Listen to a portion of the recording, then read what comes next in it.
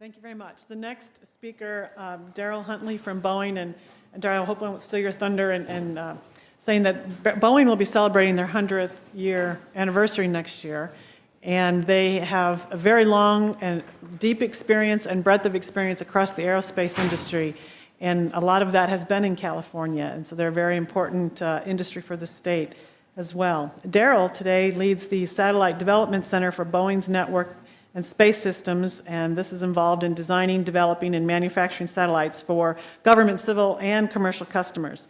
And as such, he's the company exec in the El Segundo and Seal Beach, California sites, and brings to this position 30 years of experience across a broad swath of program management, operations management, systems engineering, which is, of course, what we do well in aerospace. That's what we're known for.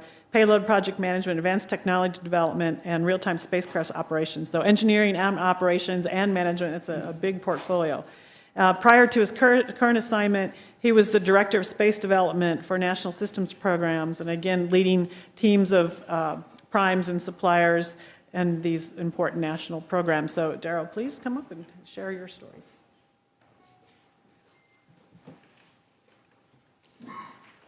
Good afternoon. Thank you. And first, I'd like to thank the Governor's Office and the Legislature for all you've been doing, and it's great to be invited here to be a part of that, and be part with the other corporations, and to really, open a dialogue. As you mentioned, I've been in the business a long time. Boeing will begin our 100th year celebration in a few months. 2016 will actually be 100 years, but we'll begin the 100 years, our 100th year. But actually, the story of Boeing, while you may think of it as a Washington State story, it actually starts in 1910. When Bill Boeing was down in Southern California at an air show and tried to get a ride on a plane and couldn't get a ride on a plane, and went back to Puget Sound and decided to get into the aerospace business by himself. So, it's really a history. The Boeing history really does begin in California, and that's little known. And with that, I'd like to share a short video on Boeing.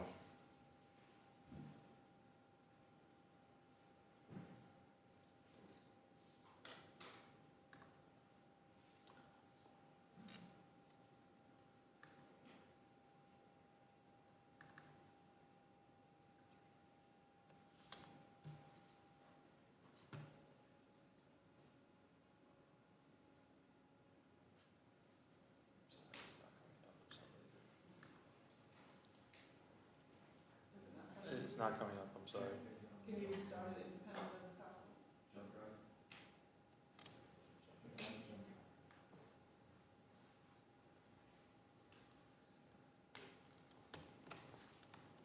Apologies.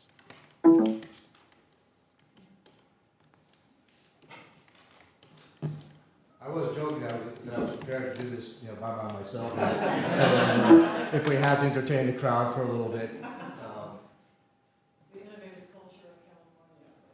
It's easier to simulate a satellite than there. Or you could put a scope in it.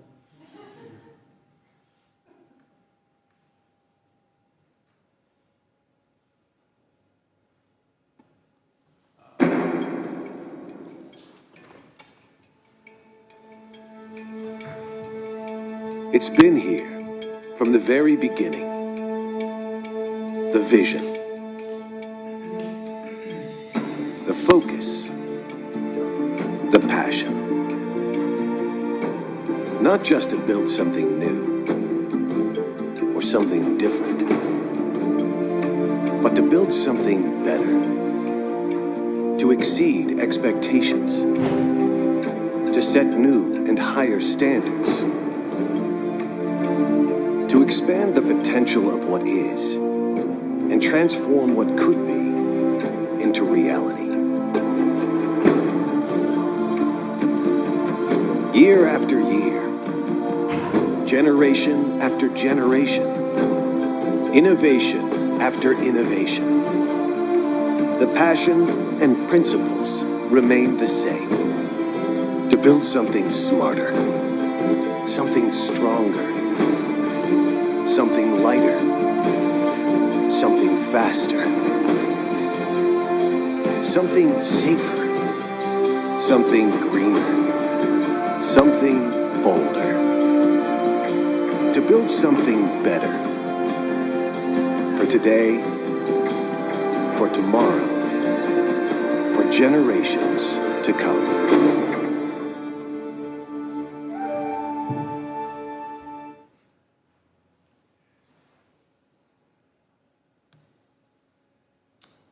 Yeah, what do we do at Boeing? Quite simply, we connect and protect the world. We made the world smaller. Our products have made the world smaller. Our planes, commercial airframes that everybody's so familiar with, have made air travel possible and really connected the world and made the world a much smaller place. Our satellites that we do have connected the world and made the world a much smaller place. You know, the geosynchronous spacecraft, early 1960s, Dr. Harold Rosen, a friend and mentor of mine, he and his colleagues, inspired by Arthur C. Clarke, came up with the first geosynchronous satellite.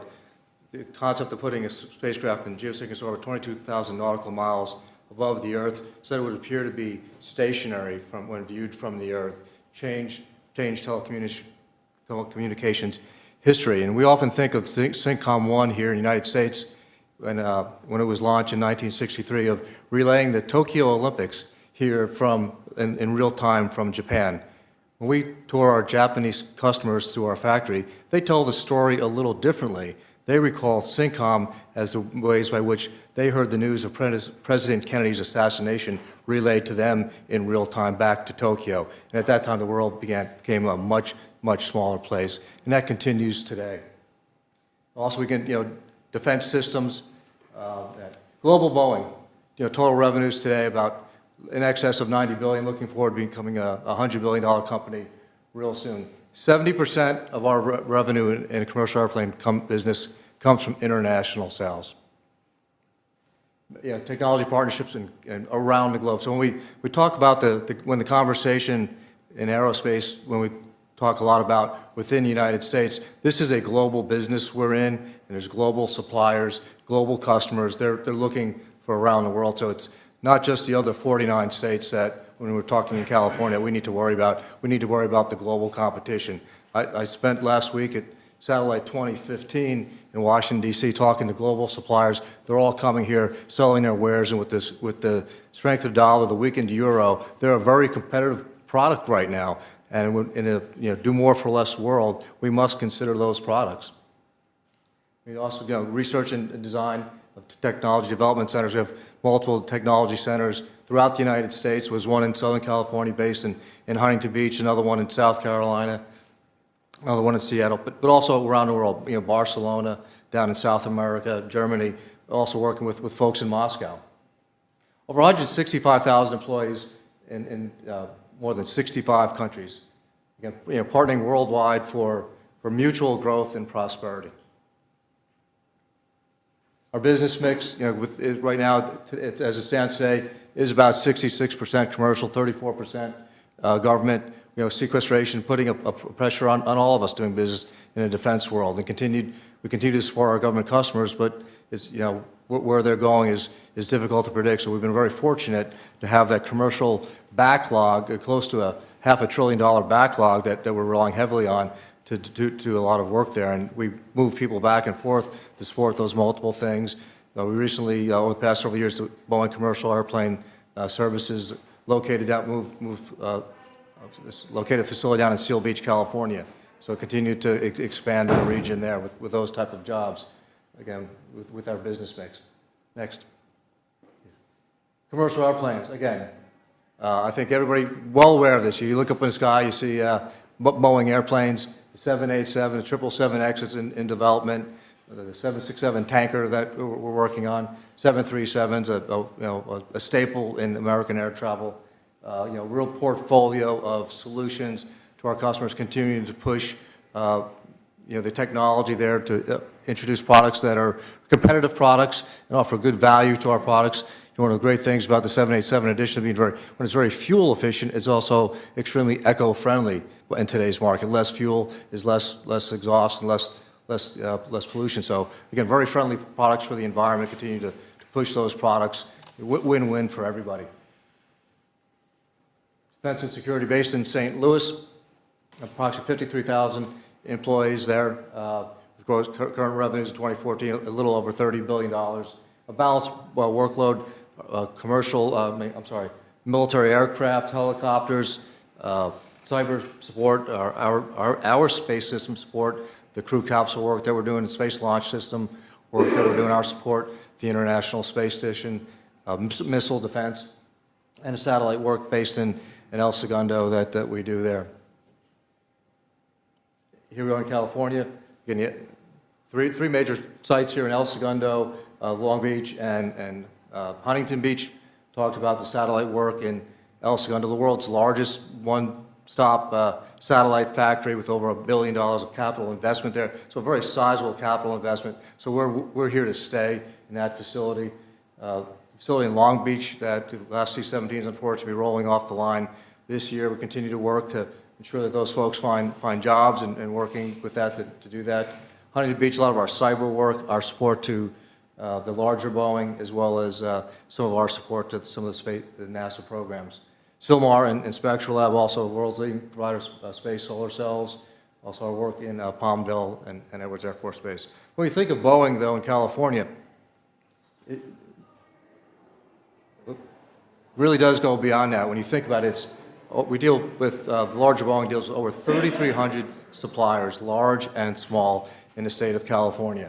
In 2013, over $7.4 billion of purchases that we made in the state of California. To put that in perspective, in the state of Washington, where the majority of the commercial aircraft business is, $5 billion of expenditures with suppliers. So California in 2013 was well ahead of the state of Washington in the Boeing spend. State of Texas is $3 billion. They're in third place. So you got to believe they're going to come strong after our suppliers that are based here in California. But when you look at those numbers, that says we are here in California spending lots of money with suppliers in California. We believe that supports an additional about 200,000 jobs in addition to 17,600 jobs that Boeing badge employees currently have in California. So when you look at the impact on the economy in the state of California to the business, especially with the boom in commercial aviation and the work up in Seattle and Charleston there, that work coming back here into California with a lot of different suppliers in a lot of different ways, it's important. So when I was standing up here talking, I'm not just talking for myself, I'm talking about our suppliers as well. Back to the satellite business that I'm most familiar with. When you look at the customers we have, any three-letter or four-letter customer who might buy satellites, we work with them. From NASA and NOAA, currently finishing up the TDRS M satellite in our factory. We built weather satellites for NASA, NOAA. The wideband global SATCOM that we build for the Air Force, we're currently building 7 through 10 in our factory. That's been a strong program for us for over a decade. GPS, the 2F constellation, we're getting ready to launch the 10th of that tomorrow morning out of Florida. As I joke with my wife, the men would rather invent a satellite constellation than ask for directions. So it's still easier. Yeah. You know, and in our work, you know, again, a lot more emphasis on commercial work these days to backfill with the downturn in the DoD spending that we see. A lot more commercial work. We recently launched on a SpaceX satellites for AVS and Eutelsat, a dual launch of our 702 SP all-electric satellite. Took advantage of the unique capabilities of the Falcon 9 to get us a dual launch, provided great value to those customers.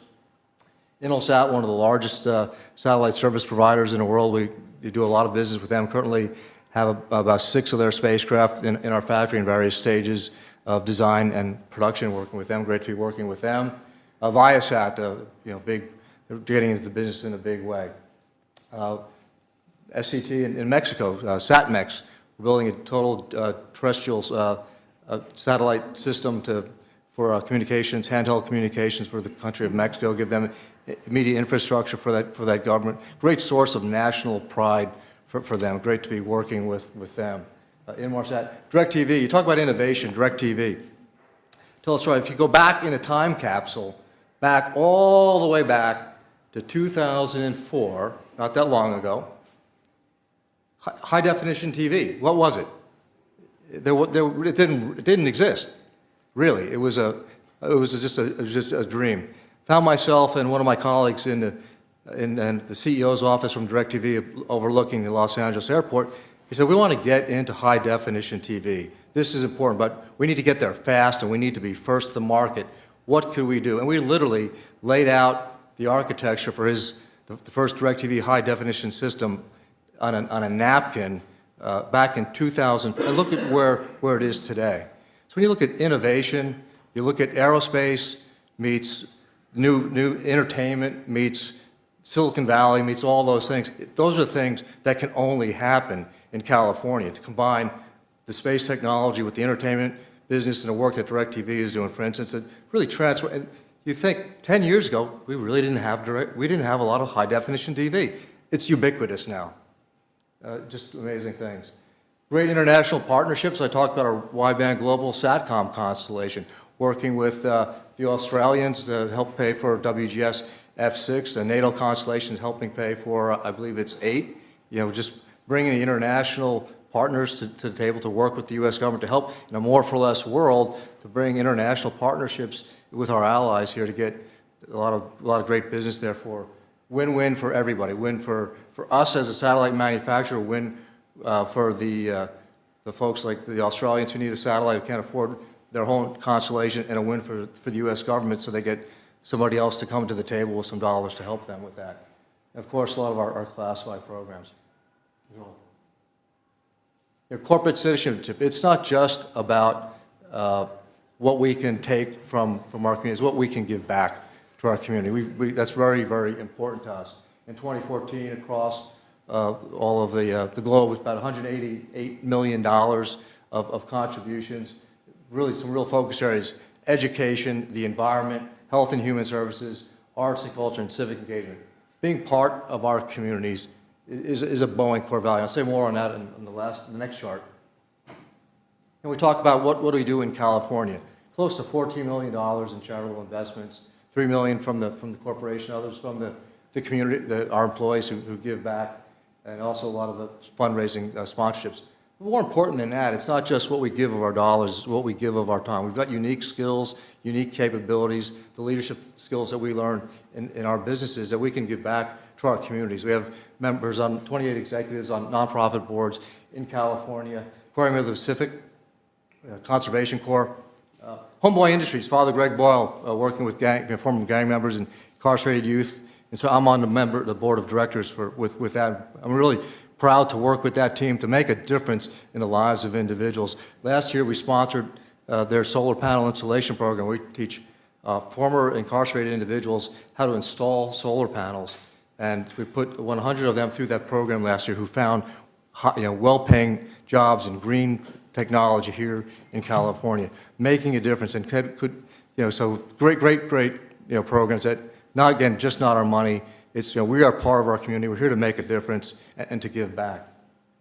Over 1,400 employees involved, close to 6,000 hours of service last year.